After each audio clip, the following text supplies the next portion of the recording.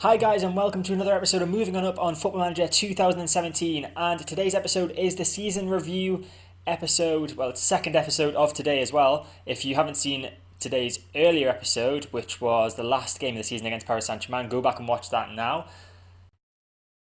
Good, you've watched that? Okay, so we'll get into the season review episode and we'll start with the new players being inducted into the overall best 11 squad. So the pick of the four players is Juris Djurdjevic, who has been a star turn for us since arriving here last January.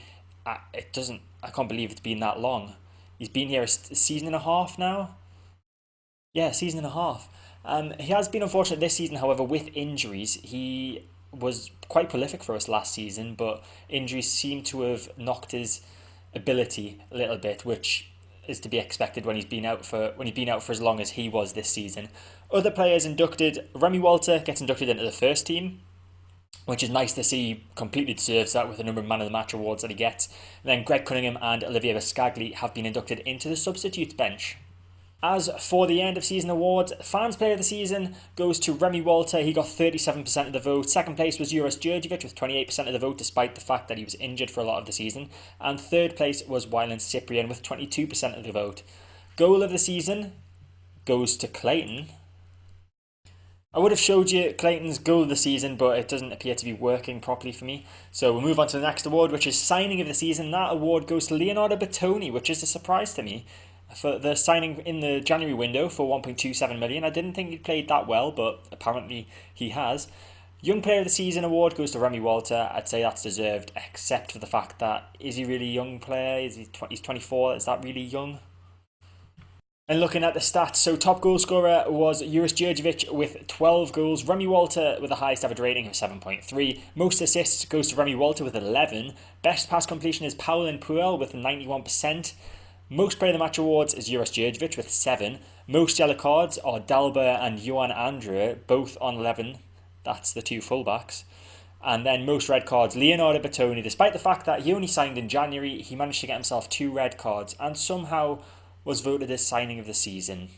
Explain that to me. So here's the season review.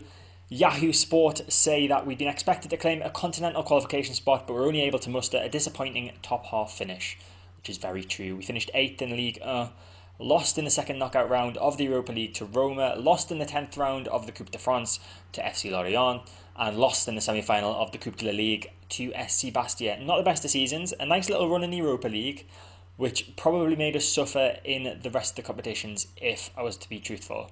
Match of the season, a 6-2 victory over Toulouse, and moment to forget, 3-0 defeat against Auxerre, who I think were very low in the table at that point. Average attendance was only 20,414, that's 56% of the full capacity, and we used the highest number of players in Ligue 1 with 31. So here we are for the end of season team meeting, and I'm probably about 75% sure that I'll probably still be at Nice come the end of this episode, because we will find out in this episode where I'm going to end up. If it gets to, I'm going to say the 15th of June is the deadline. On the 15th of June, if we haven't found a job at a different club, I will just sign a new contract with Nice for a 1-year contract. So looking ahead to next season, if we are still with Nice, I do believe we should be aiming to qualify for Europe. We are good enough for that. So Europa League is what I've told them. And a few of the players don't think that's a realistic target. Cyprien, who wanted Champions League football last season, is now saying that he doesn't think we can even qualify for the Europa League. I disagree with the dissenting view. I think we can achieve what I said if everyone performs at their best. They still think it's too ambitious. Okay, I feel like I'm losing the squad as well. I respect those who don't agree with me. Now, that's just messed up the majority of their morale. All these guys are all good though, and then Biscagli and Kraft just don't really have an opinion. So the end of season confidence review and the board are currently satisfied with my management, which is a bit of a relief considering I was favourite to be sacked at one point during the season. I think that was when we had that massive run without a win in the league. The major highlight of the season is the 3-1 league victory over EA Guingamp. And the major criticism is that the deal to sign Lakis Bordovalis was a very poor financial deal for the club. But that wasn't me, that was the director of football, so blame that on him. So now we'll take a look at the French league tables and cups, and then we'll head into the other nations and eventually the Champions League and Europa League. So starting with Ligue 1, and as we know, Paris Saint-Germain were the league champions by a significant margin of 15 points. The other two Champions League places going to AS Monaco and Olympique Lyonnais. Europa League places going to Olympique de Marseille, I think Stade Rennais, and Saint Etienne. Stade Rennais haven't got the little Europa League thing there, but I'm assuming, since I highlighted in blue, that they will be playing in that competition next season. Relegated are EA Guingamp, AS Nancy, and a surprising one in Toulouse. Guingamp lost the playoff to FC Nantes, so I know that Nantes are one of the teams that are going to be getting promoted to our league for next season. But who else is going to be playing there? So SM Cayenne, Clermont Foot, and FC Nantes. And also, interestingly, Lille are going to be playing in the Europa League next season. So they must have got to a cup final. So the Coupe de France was eventually won by Saint Etienne. They won it on penalties against Ligue 2 side SM Cayenne. So they did quite well to get to the final. It's surprising not to see Paris Saint-Germain in the final. When did they get knocked out? Quite early in the competition, actually. Who knocked PSG out?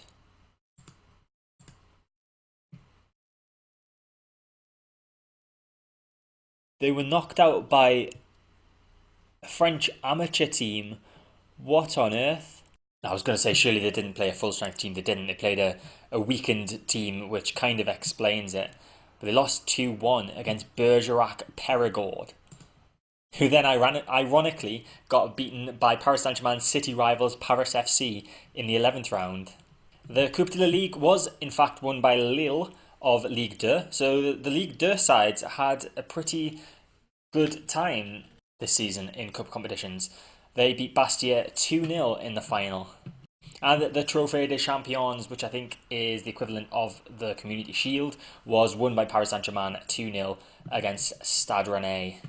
Just looking at the team stats for the season, and we are in 4th place for average possession, 54.24% possession, which is just about 1% less than the highest average possession, which was Montpellier.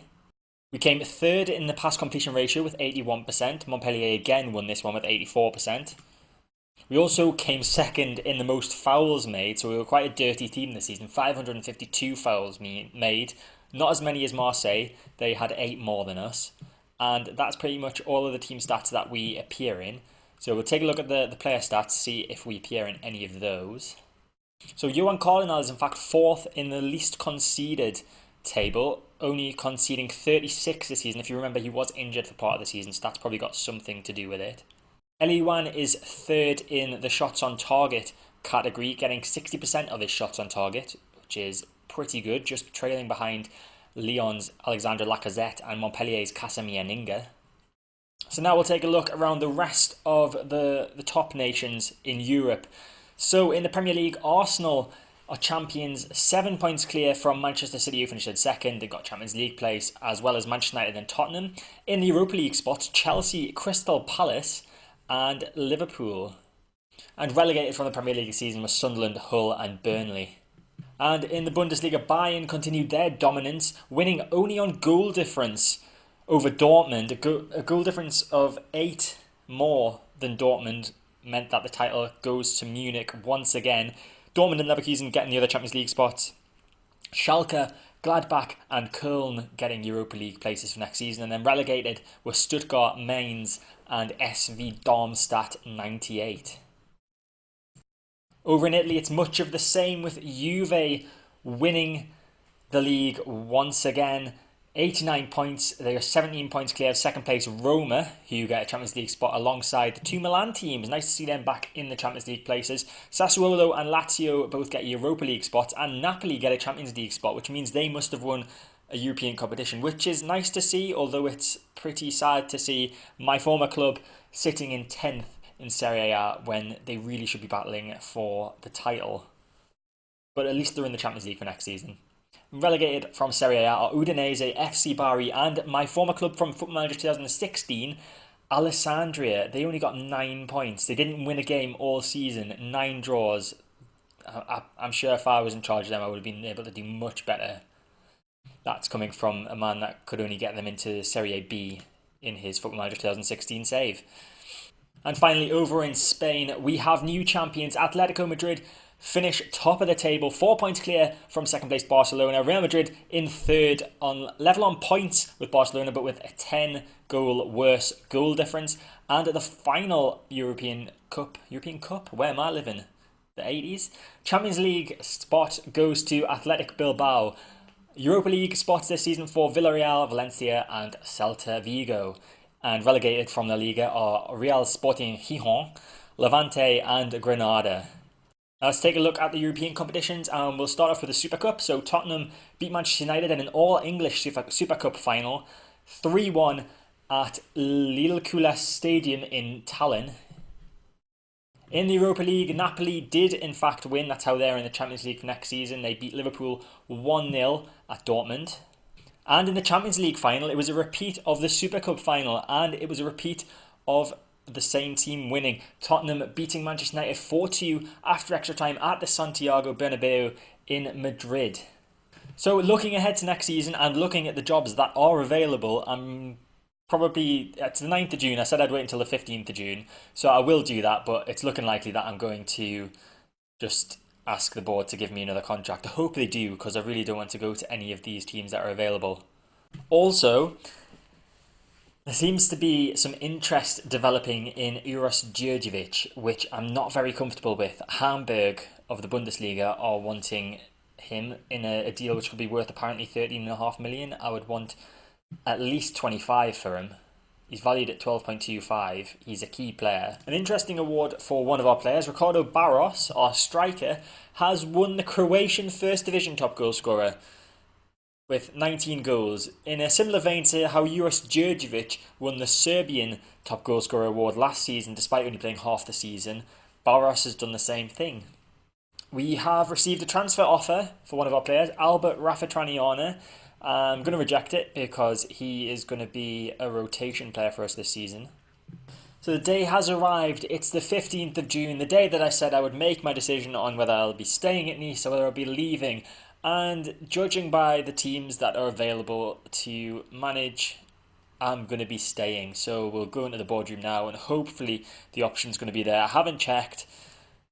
If the option's not there for a new contract, then I'm going to be pretty unhappy, but it is there, new contract. I would like a new contract. We agree. Excellent stuff. New contract to be offered. So we'll stick with it until the new contract is offered, and I'm definitely in a job for next season. So here we are. Nice propose contract renewal talks. So league expectations are to qualify for the Europa League, which I think is fair enough. Transfer budget would be 5.25 million, 450k wage budget, no philosophies, no board requests. I'll accept the current vision, and here's the contract. So what's my current deal? 8,000. So it's an increase of £1,000, and it's a 3-year deal. So we will. Oh, do I want a 3-year deal? Yeah, I'll go with it. Finalise that. So I am officially signed to be Nice manager for next season and a couple of seasons after that. So that is it for this episode. I hope you've enjoyed it. If you did, make sure to hit the like button. Feel free to leave a comment below. Subscribe to my channel to get all my content when it comes out. And I'll see you next time.